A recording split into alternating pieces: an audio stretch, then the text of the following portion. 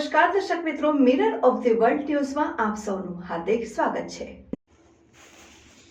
આબોદ police સ્ટેશનના પ્રોહિબિશનના ગણનાપાત્ર કેસમાં wanted Viren ઉર્ફે ગોટુ જગદીશભાઈ ઠક્કરને પકડી પાડતો વડોદરા શહેર એસઓજીના પોલીસ ઇન્સ્પેક્ટર શ્રી એચ.ડી. રાત્રાનાઓએ અલગ અલગ ટીમો બનાવી એનડીપીએસ એક્ટ હેઠળ અને અન્ય ગુનાઓમાં ઘણા સમયથી નાસ્તા ફરતા આરોપીઓને પકડી પાડવા જરૂરી સૂચના અને માર્ગદર્શન આપેલ।